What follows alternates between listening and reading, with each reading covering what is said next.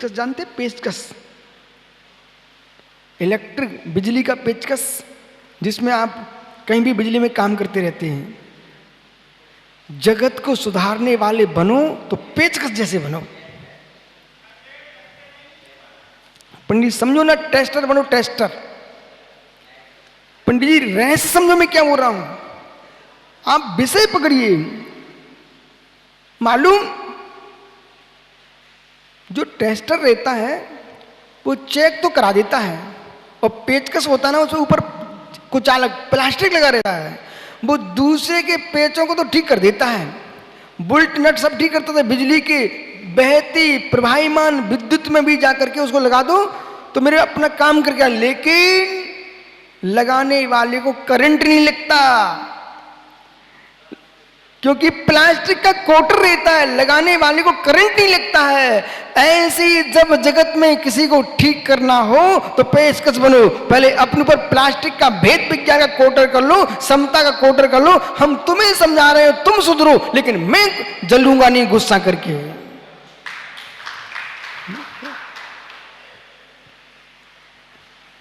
दूसरे को ठीक करने के पीछे स्वयं ही विश्वसाई करंट लग गया तो फिर मेरे मित्र अगले दिन कौन किसको सुधारेगा? पेचकस बन के आओ, पेचकस बन के आओ। ओहो, बात जमी आपको? चक्रेश, पेचकस बन के आओ।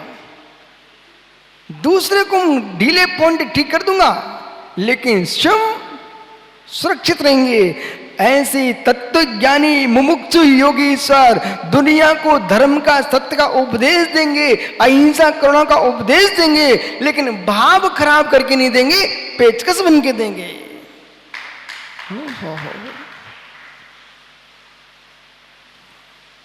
मेरे पीछे मेरी ही भाव खराब हो गए तो संख्या की दृष्टि, पुरुषार्थ उपाय में लिखा है, संख्या की दृष्टि मित्र,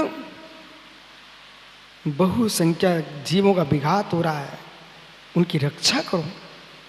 तो चक्रेश, आपने विकास की दृष्टि भी पढ़ा है, अब विषय निकालना पड़ता। विकास की दृष्टि, एक इंद्री, दो इंद्री, तीन इंद्री, चार इंद्री, पंचेंद्री, क्रम से आपने प्रायश्चित का भी अंतर है। विकास की दृष्टि से अहिंसा का पालन करो, संगी असंगी, विकास की दृष्टि। और महाव्रत योगेश्वर होते हैं, वे संख्या में भी अहिंसा का पालन करते हैं, विकास में भी अहिंसा का पालन करते हैं, और मन से भी अहिंसा का पालन करते हैं। कारुसर क्यों कर रहे थे? हे प्रभु, मेरे शरीर को मैंने स्थिर किया है। जिस दिन जैन मुनि के कारुसर की सत्यता को समझोगे ना आप, जिसके माथे में कभी भी देवेंद्र भैया मुड़ेराज को नमस्कार करने के भाव नहीं आते होंगे, उनका हृदय भी मचल जाएगा, मैं सिर टेकूंगा टेकूंगा टेकूंगा। क्यों? कैसे योगी को तलवार उठाना, अस्त्र शस्त्र लेके चलना, ये तो निर्गंथों के स्वप्न में सोचना, स्वप्न में सोचना। किशोर भैया एक बेतरागी श्रमण, दोनों हाथों को नीचे लटकाए हुए ध्यानस्थ खड़े हुए कारुसर मुद्रा में, वो कारुसर कर रहे हैं। मालूम, मेरा शरीर हिल जाएगा तो वायु काय के जीवों की हिंसा हो जाएगी। ओहो, इसलिए शरीर को स्थिर किए हैं।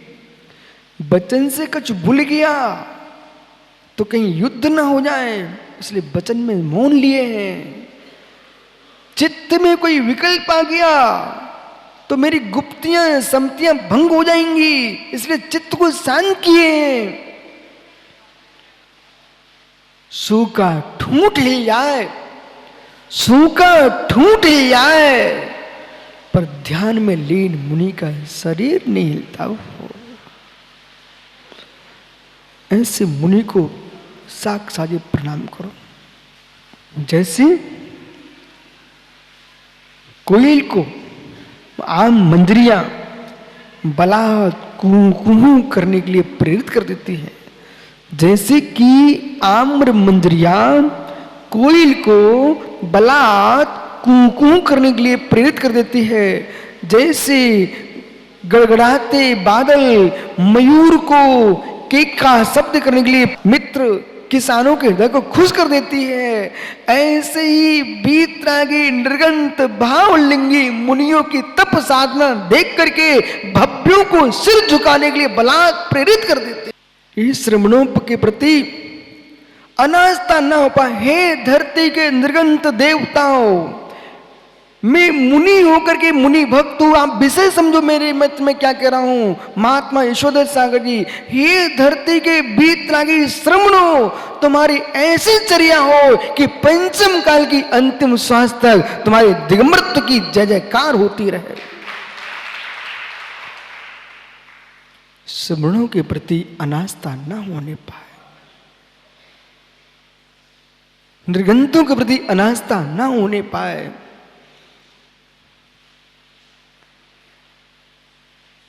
यही तो सारा है मात्र, यही तो सारा मात्र, अर्यंत है नहीं, सिद्ध दिखाई देते नहीं, मित्र केवली भगवान है नहीं, रिद्धिधारी मुनिराज है नहीं, देवता आते नहीं यहां पर अभी वर्तमान में, मित्र मात्र धरती के दिगंबर देवता ही तो मात्र दिख रहे हैं, इनका देवत्व नष्ट होने पाए, इनका देवत्व जीवित रहे।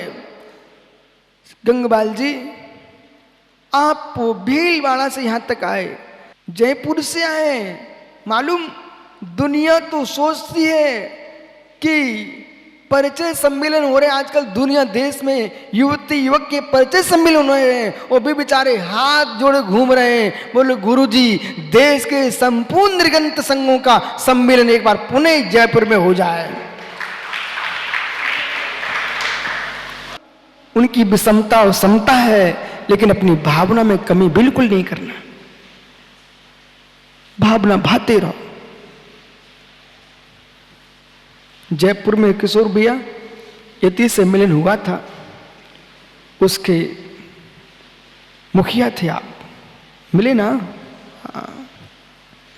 बाकी वो ज्ञानी तुमको दिख ही रहे। ये परिचय इस बात का नहीं है, ये परिचय इस बात का है कि ये परिचय सिद्धों की भूमि में हो जाए।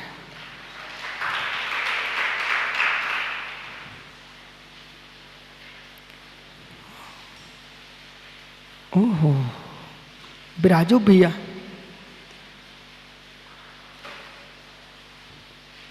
इतना बड़ा हाथी है सुब्रत सागरी, वो सूंड को नीचे लटका के क्यों चलता है?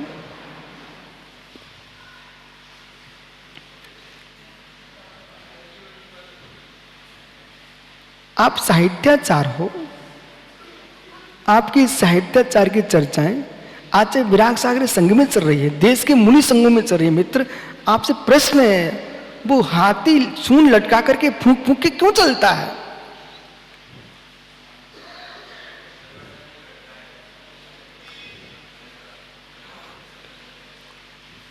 ज्ञानी, इतना विशाल हाथी विशाल का है, बेचारा जब चलता है ना जमीन पे तो सूंड से फूंक फूंक के चलता है।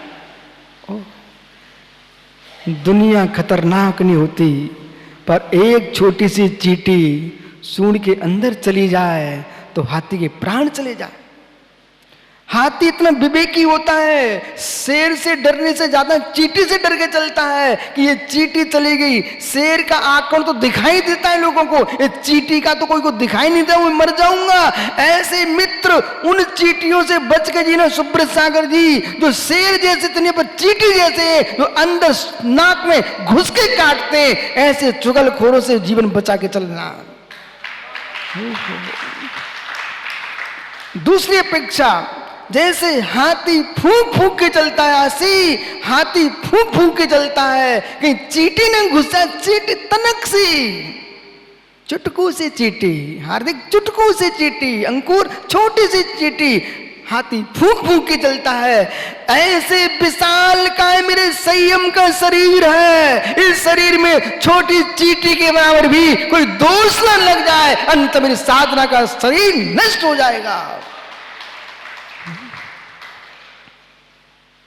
संभल के जियो, इसे भी समझो, इसे भी समझो। मालूम, जब कोई भी मुर्जात सामाय करते मुझे मिलते ना, मैं दूर से प्रणाम कर लेता कि ऐसी युवा अवस्था में ये माला फिर रहे भगवान के, जाप जप रहे हैं, धन उनके प्रणामों को कि कलयुग में आकर के भी ये महावीर की मुद्रा की लाज रखे हैं। ऐसे मुनियों को प्रणाम हो। प्रसन्ना बेटा, जरा सा छोटा सा बच्चा भी धोती दुपट्टा पहन के आता ना, वो मुनिराज को आहार देता है, तीर्थंकर अभिषेक करता है, बेटा मैं गदगद हो जाता हूं। बोले क्यों? ओहो, कलयुग में भी ये अंदर की आस्था तो देखो, धोती दुपट्टा पहने बच्चे अभिषेक कर रहे हैं। पंडित जी, सुबह से मधुवन के बालक भी यहां अभिषेक कर रहे थे, मधुवन के शिखर जी के बच्चे। इतनी खुशी मुझे हुई कि बाहर का आदमी आके करे तो कभी कभी आता है, पर यहाँ के बच्चे अभिषेक कर रहे थे तो मैं देख गदगद उनकी। बोले भाई कुछ भी कहो, धर्म सभी के पास है, धर्म सभी के पास है, पर मित्र मित्र टोकने वाले ढोंगी ना मिले, बस धर्म सबके पास है। पंडित जी, टोकने वाले आप जैसे लोग मंदिर खाली करा देंगे। मेरे मित्र, ईर्ष्या का रोग जरूर होता है। मित्र समझो पंडित जी, टोक टोक करके तुमसे अभिषेक करते नहीं बनता, तुमको धोती पहनते नहीं बनता, तुमको द्रव्य चढ़ाते नहीं बनता। अरे परमेश्वर, तुम टोकना जानते, एक दिन पढ़ा दो ना, तब जानू। एक व्यक्ति आया पंडित मेरे पास, बोले महाराज जी ऐसा करते हैं, महाराज जी वैसा करते हैं। मैंने कहा ज्ञानी तू एक काम कर, एक दिन सच्चा दिगंबर मुनि बन जा और बता दे कैसे करना पड़ता, फिर वैसे ही करना शुरू हो जाएगा। बोले गुरुजी मेरी शक्ति नहीं है। जब तेरी शक्ति नहीं है तो जिनकी जितनी शक्ति है वो पाल रहे हो, तो पालने तो पाप नहीं कर रहे हैं। बालक, टोकने वालों से बच के रहना।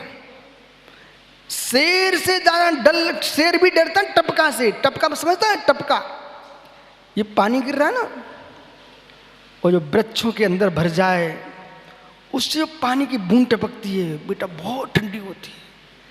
किसी का मकान टपक रहा है, छत में छेद हो जाए तो पानी टपकता है ना, और रात्रि में तुम सो रहे हो, वो एक बूंद पड़ जाए, फिर देखो कैसा लगता है, कितनी गुस्सा आती है। नींद खराब कर दी। जैसे पानी का टपकना नींद भंग कर देता है, ऐसे टोकने वाले जीव की विशुद्धि भंग कर देते हैं। ज्ञानी मंदसौर सुनाई पड़ रहा है ना, अपने तीर्थ में सबको आने देना, परंतु दिगंबरत्व की रक्षा करना। सभी आओ भक्ति करो, परंतु टोका टाकी मत करो। दुनिया की सुन करके कभी न संस्था चला पाओगे न साधु बन पाओगे। एक रजिस्टर रख देना, उसमें लिख के रख देना सामने, जिनको सलाह देना हो इस रजिस्टर पर लिखो, लिखते जाओ। लिखने वाले लिखते रहेंगे, लिखने दो, लेकिन हर व्यक्ति की सलाह सुनोगे ना, सिरी फटेगा, बाकी कुछ नहीं हो सकता। शादी हुई क्या आपकी? अच्छा, ज्ञानी एक सच्चे वर का गुण, एक सच्ची पत्नी का गुण, एक सच्चे पति का गुण, आप बाहर मत जाना। हमारे मधुबन के देवन से ही पूछना, वो इतना सुंदर समझा, इतना सुंदर समझाएगा, तुम सुनते सुनते थक जाओगे। लेकिन जब देवन स्वयं अपनी देवी के चरण छूता मिलेगा, तब कहना ये सही है। देवेंद्र भैया समझाने वाले तो बहुत हैं, एक व्यक्ति मेरे पास आया, बोले स्वामी जंगलों में रहना चाहिए, जंगलों में। मैंने कहा बिल्कुल ठीक कह रहे भैया तुम। ऐसा भाग्य बना, ऐसा भाग्य चमका, निमाड़ में अपना सिद्धवर कूट है। सिद्धवर कूट में बाकानेर के पास में सिद्धवर कूट है बराबर, और बड़भा। भैया मंदसौर बड़वा से मैंने बिहार किया, गर्मी का मौसम था, और जब बड़वा से बिहार किया, जितने श्रावक मेरे साथ थे उस दिन वो जीव भी था जो कह रहा था जंगलों में रहना चाहिए। और ऐसा भाग्य खुला, ऐसा भाग्य खुला, मेरा तो भाग्य था कि चलते चलते ये बियाबान जंगल में शाम हो गई। और जैसे शाम हुई एक पुलिया मुझे दिखी, मैं पुलिया पे जाके बैठ गया। बोले अब बिहार नहीं होगा। सब खुश, बोले आज जंगल मिल गया, आज जंगल में। मैंने मुझे मालूम थोड़ा और रुको। मालूम फिर क्या हुआ, जैसे पुलिया पे बैठे हम साधु लोग तो अपने सामय करने लग गए। हमने कहा ज्ञानी आज तेरे लिए मौका है जंगल का। हम तो सामय करने लग गए। इसी बीच में सिद्धवर कूट के श्रावकों को मालूम चला कि महाराज जी के लिए रात्रि हो गई, जंगल में ही रुक गए। पर जहां रुके थे वहां थोड़ी दूर पर एक जलाशय था। एक व्यक्ति ने आके बोल दिया स्वामी यहां पर रात्रि में शेर पानी पीने आते हैं। तो हम लोग और खुशी हुई, चलो आज शेर भी आएगा। मालूम अब साधु थे तो श्रावक तो कहीं के भी हों, अपने दिगंबर साधु को कष्ट नहीं देना चाहते हैं। बड़वा, शनावत और मालूम सिद्धवर कूट की कमेटी, इंदौर के आपके भैया कासलीवाल जी, कौन, प्रदीप कासलीवाल जी ने फोन कर दिया। तुरंत ही रात में पाटे पहुंच गए। अब साधु तो पाटों पे आ गए। अब बेचारा बचा कौन जंगल में बिना पाटे के। जो जीव कह रहा था स्वामी जंगल में रहना चाहिए आपको। चक्रेश आप भी थे, मालूम चक्रेश याद करो, बोले जंगल में रहना चाहिए। अब मालूम क्या हुआ, हम लोग तो आराम से सामय कर लिए, अपनी पूरी स्वाध्याय कर लिया, विश्राम को पुनः 3 बजे बैठ के सामय करने के लिए अपना स्वाध्याय कर लिया, भक्ति कर ली, प्रतिक्रमण कर लिया। लेकिन उस भाई को मैं क्या देखा, बेचारा रात्रि भर इधर से उधर, उधर से उधर, इधर से उधर घूमता रहा, पूरी रात्रि घूमता रहा। सुबह जैसे ही भक्ति हुई 5 बजे बेचारा सामने आ गया। बोले गुरुजी पंचम काल में जंगल में नहीं रह सकते। मैंने क्या हुआ, बोले स्वामी हुआ ये कि इतनी चींटियां, इतने कीड़े, इतने झींगुर और कानों में बन्ना रहे थे, एक क्षण भी मेरी नींद नहीं लगी, मैं तो घूमते ही रहा। मैंने बेटा समझ में आ गया, इसलिए कथन करना अलग विषय है और चर्या में लाना अलग विषय है।